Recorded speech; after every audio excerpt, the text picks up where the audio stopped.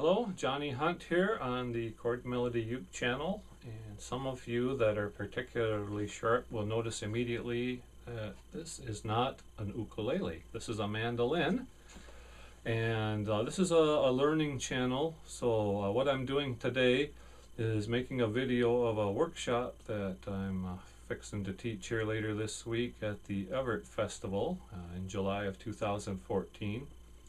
And you know, I play different instruments, and I like to have a video to refer people that come to the workshop to, because in a 45-minute workshop it's hard to absorb everything, and you try to put as much material as in there as people can stand to listen to. But it's nice to have a reference and just something to go back to fill in the gap. So that's why I'm making this video, and I don't have a chord melody mandolin channel, so I'm just going to put it on here and ask for the forgiveness of those ukulele players that follow this channel, and just pass this one by if you're not interested. So anyway, the title of the workshop that I'm teaching is called Chops and Double Stops, 2 different techniques to enhance your mandolin playing. And they're somewhat related. The idea behind doing the chops is, especially in bluegrass music, a lot of times mandolins are playing more of a rhythm. Of course, you lead out and take your break as it comes to you, and that's more what the double stops is about, is so enhance your lead playing a little bit more, make it more interesting. So this is good both for the rhythm player and the lead player. So 2 different workshops in one, pretty much. Now I think when we start playing the mandolin, we all learn the 2-finger chords. You know, like here's your D chord and your G chord. But those are what we call open chords, because they have strings that are open that you can't mute. And the idea of playing rhythm is you're keeping time more than contributing musically. It's more of a percussion thing than a tonal issue for playing rhythm, at least, you know, I'm thinking in terms of bluegrass again. So it's nice to know these 4-finger chords, so in the chopped chords, and the difference is that you can play them you can play them as regular chords where all the strings ring out. But you can also play this kind of a thing where you're just subtly releasing the pressure, and you don't even move your fingers. It's just stroke, strum down, and release a pressure, just a fraction of a millimeter, enough to get the strings off the frets so they're not vibrating as much. And it's just that keeping the beat sort of a thing. And so we're going to learn how to do that now. You can see I've already got my G chord, and so that's a good place to start. Now when you're playing 2-finger chords, I count my strings 1st, 2nd, 3rd, 4th, which may not be conventional, but for the next few minutes here, that's how we're going to do things. So you make your G chord, your pointer is at the 2nd fret of the 1st, 2nd, 3rd string, and your middle finger is at the 3rd fret of the 4th string. So you're already halfway home, and then what you're going to do with your ring finger is bring it down to the 5th fret of the 2nd string. So there's a 3-finger chord, but even though I'm not hitting the G string, I'm still getting a little bit of sympathetic vibration. And so our G string, we're going to fret at the 7th fret. So what we have is 7, 5, 2, 3, and that's your 4-finger G shape. And like I say, well, by just releasing that pressure subtly without moving your fingers, because then you don't have to re-find it every time you play the chord. It's just enough to get the strings off the fret. So work on that. That's the first chord you're probably going to want to learn for the 4-finger chop chords. And then we can use our pinky as an anchor that we have here on the 7th fret of the 1st string, and then we can flop right over to our D chord, which is just shuffling the deck here. We're going from 5, 2, 3, 2, 3, 4, 2. And there's our D chord. So what do we have? We have, again, we'll build it inside out again. we have fourth string, 2nd fret, 2nd string, 4th fret with the middle finger, ring finger, 5th fret, 2nd string, and pinky back home where it was on the G chord at the 7th fret of the 1st string.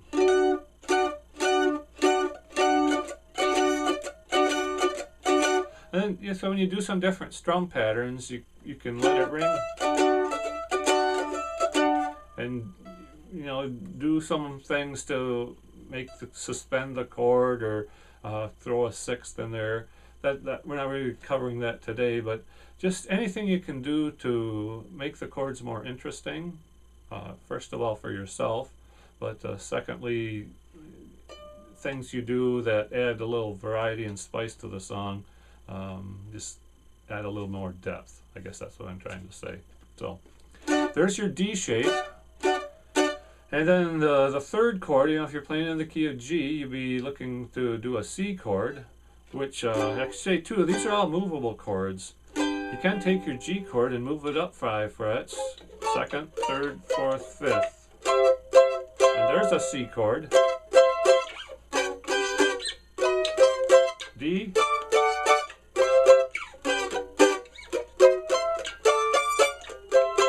You might want to play songs other than Louie Louie, so that's why you need these other 2 chords. The D shape, this I call the C shape, and it does have an open string, so you overcome that by just trying to play the 3 strings. I kind of got a mute here, so what I'm doing is barring across the 2nd fret with my pointer, and then the top strings are at the 3rd fret with my middle finger. So it's 2, 2, 3, 3 with a muffled G string.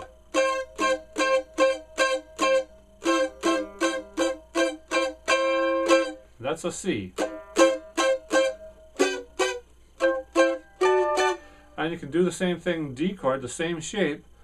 But of course, anytime you're making a bar chord, guess what? You have to reserve your index finger for that purpose of making the bar. So what we would have for a D is a C without our middle finger, and moving up 2 to C sharp D, and then actually we're only using only barring the 1st string. You can slap it flat and bar all these ones, which is fine, or you just come down more from the top and just get the 1st string. But of course, if you're going to make a D this way, this works too. So there's 2 different ways to chop a D chord. So you'll ask me, which one should I learn, and what's the answer going to be? Learn both of them, and say it adds a little variety to what you're doing. So those are the 3 shapes for the major chords, and those I pretty much do my chops on the major chords. And maybe like a 2-finger chord if I'm playing a minor chord. But let me show you those minor shapes, because they're good to know too. The first one would be what I call a B minor shape. So this would actually has to be an A minor, because there's an A chord. There's another shape I didn't show.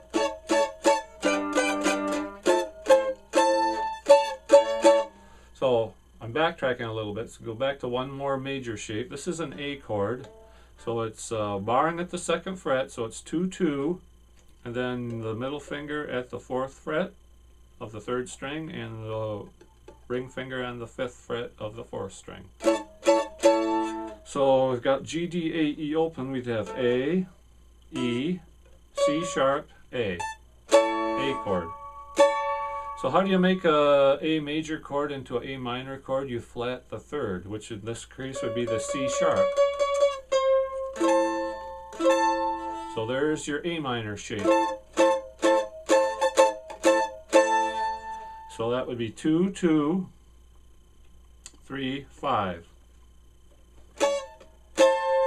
And if you were a classical guitar player, you'd probably want to do it this way instead of your ring finger here, because it's a little bit of an unnatural stretch to get that separation between your third and fourth fingers. A little bit easier this way.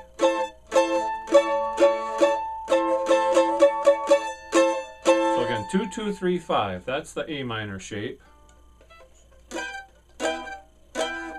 And then this is the E minor shape, which would be 4, 2, 2, 3. So again, full bar at the fourth if you use the flat of your finger, or if you want to use just the fingertip, you can just make sure that you got these two middle strings with, say, the finger versus the, this is the, for those of you who are anatomically interested, this is the distal interphalangeal joint, and this is the proximal interphalangeal joint. So on a true bar chord, you're using the whole finger here. And if you're going to do it this way to just get the middle two strings, that's good too. So try them both, see what works the best. And that's your E minor chord. So again, this would be a B, E, a B, an E, another B, and a G. B, E, B, G, so E minor. E, G, which is the E major, would be G sharp. So that's your E minor shape. So there's 5, or actually 6, 4 major forms and 2 minor forms.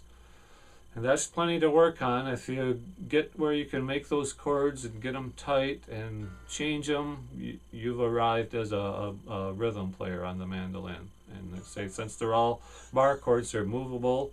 So you can either play with a capo if you get with somebody that wants to sing in a flat key, or one of the other problems playing in flat keys is you lose all your position dots. You know, it's nice to be able to look down, see 3rd fret, 5th fret, 7th, 10th, 12th.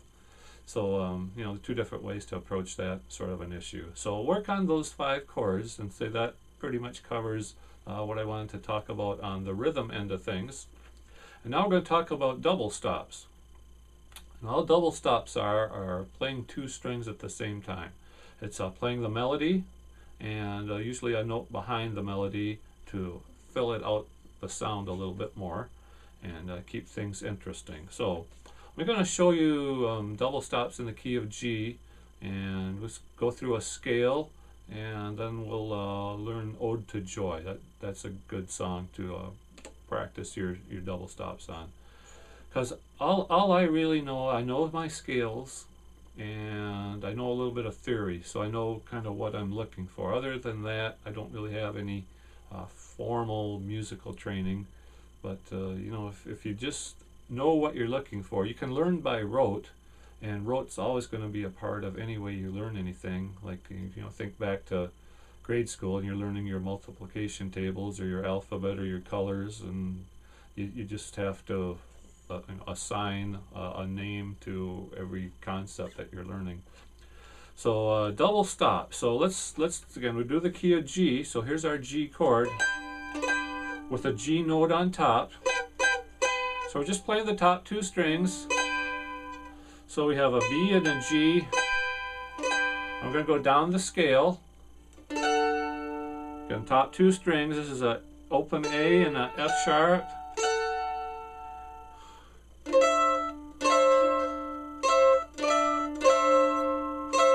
And this is an E with a C, which would be a C chord. So this is a fragment of a G chord. Again, B and G.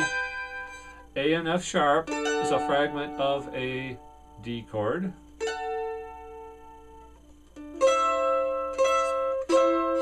Or you can make a triple stop. This is a E, open E, and a C.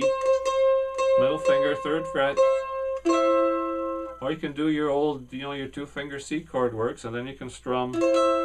All the stuff you put behind the melody is fine. You can do pretty much as many strings as you want. So, or you can even play the whole chord. Because we're playing the scale now. So that's the E note, and we'll go down to a D note.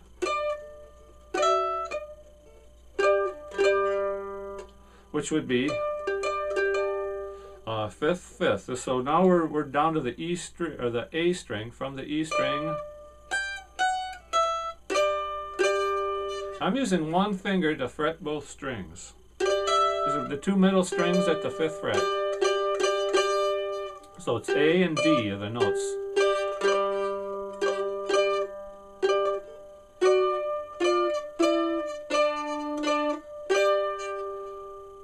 Actually, I'm sorry, it's G and D, because this is the D string. D, E, F sharp, G, A string, A, B, C, D. So that's a D chord. Excuse me. And then our next note coming down, G, F sharp, E, D, C. We're going to back that with, so it's the second fret of the second string, third fret of the third string. So we got an E and a C. Again, open G works in there too. It's a C chord. Next note coming down is B. So we got an open D and a B. And then next note coming down is the A, so we're just going to leave the D string open again. So you got two open strings. You can scratch your hair, you know, whatever you need to do with your left hand. And then we're going to end at the bottom of the scales here on the G note. And we're going to put a B behind it, so it's 4th fret, 5th fret. So again, we'll just go through the whole scale, the G scale. Second and third, excuse me, open and second frets. Third fret and open top string. And then we go to the middle two strings. 5th fret. We can do it this way and just pluck the two middle strings. C note, so we got the second fret of the second string, third fret of the third string.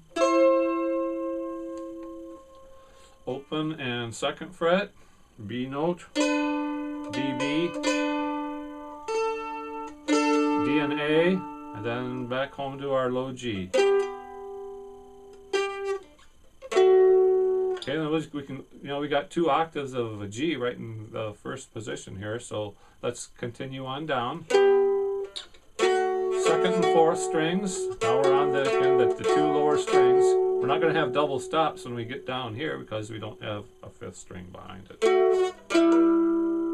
So 4 and 5, 2 and 4, open and second, open and open, 5th, 4th, second, open.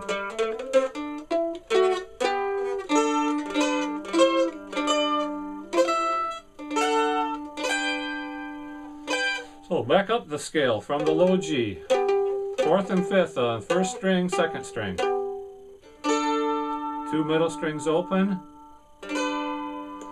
Open second string, second fret, third string. Second and third. 2 middle strings. 5 and 5, 5th fret. I go to the top string and the third string. Third and open. Yeah, I'm fretting here because I'm hitting that string accidentally. I don't want this. So if I do misfire, I got a note that's still in that C chord. So that's the E, and the F sharp is open and second fret, A and F sharp, and then B and G. And then we'll just continue up to A note. So this would be like a D 7th because I've got an A and a C natural.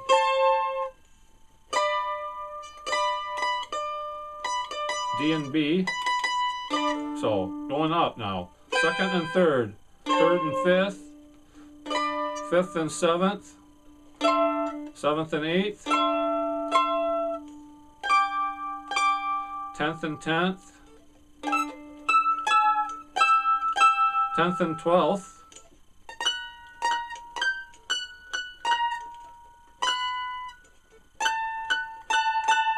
12th and 14th. 14th and 15th.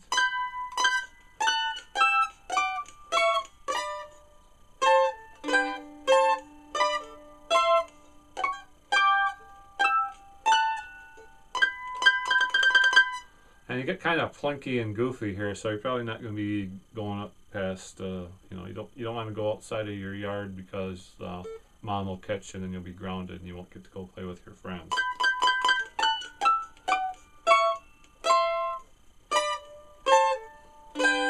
So that's a C G scale. and 3 octaves worth actually, because you can't do double stops down here.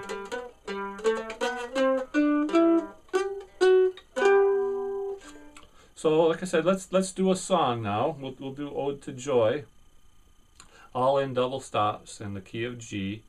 And okay, well, what about other keys? Work on this G scale first, and you'll find that the intervals will be the same whatever key you're playing in. So like a C scale.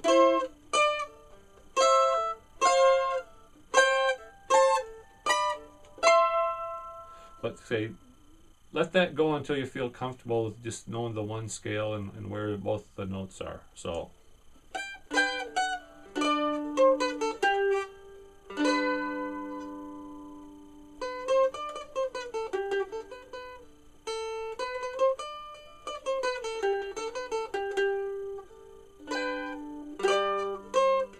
So, Ode to Joy. Okay, so the first note is this B. Forgive me being slightly out of tune.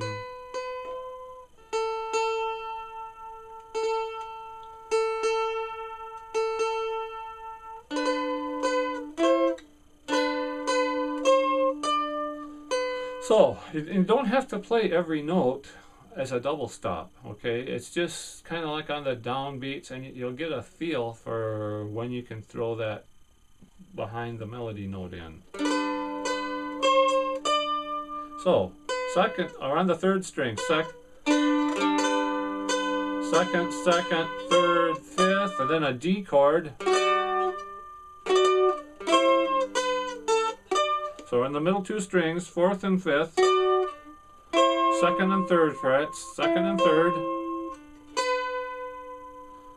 2nd fret, open, again, open and 2nd, 2 open strings in the middle, and then back to a G note, so 4th fret, 5th fret,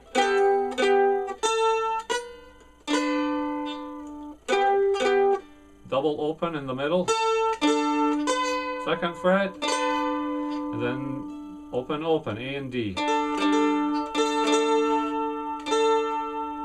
And then that same phrase again. So middle 2 strings, open and 2nd. 4th and 5th in the middle.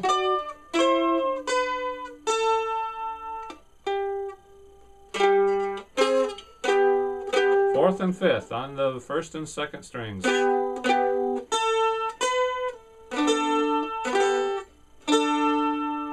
Middle strings, 4th and 5th, and where that's our G note. And then the 3rd line. So 2 open strings in the middle, which is a D chord, and then we're going to change it into a G chord because we got a D and an A going to a D and a B, both notes in the G chord, and a single note. Or you can do the double. And then back to a D chord, 2 middle strings open. 2nd, 3rd fret of the 3rd string. 2nd fret. Back to a D chord.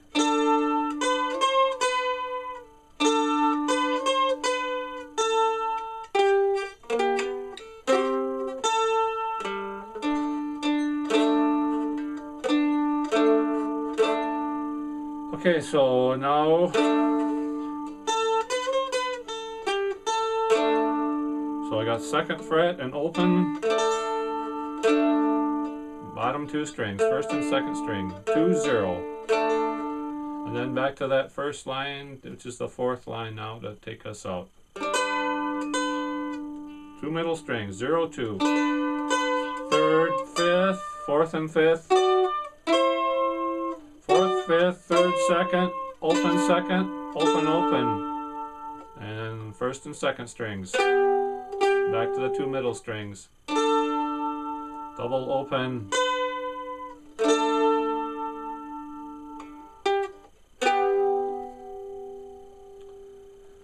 so that's a lot of material. And like I said, that's why I want to make this video, because you can go back and forth, and if there's 30 people there, you don't feel silly about asking a question, and you know, there's no dumb questions. I never thought that. There's some dumb answers. So you know, this you can do in the privacy of your own home without all your peers sitting around you wondering what you're doing. So and I hope you find this a useful lesson, and that it makes your mandolin playing a little more interesting. First of all, to yourself, that's the most important, and secondly, to those that might want to listen. So again, Johnny Hunt, thanks for watching. If you're a uke player, there's a lot of different songs on here you can learn to play chord melody style, and welcome you to do that. Or if you're not, that's great. If you have mandolin playing friends, you might want to refer them to this particular lesson, and I trust you'll find it helpful. And for any reason, if you have a question or a problem, something you need a little extra help with, please send me an email. It's chordmelodyyuke@yahoo.com, and I also have a chordmelodyyuke@gmail.com. So it's your choice. And you know, feel free to ask your questions, and I check the channel email pretty frequently. So I'll try to get right back to you with a cogent answer. So Johnny Hunt signing off, and look forward to helping you improve your playing. Thanks.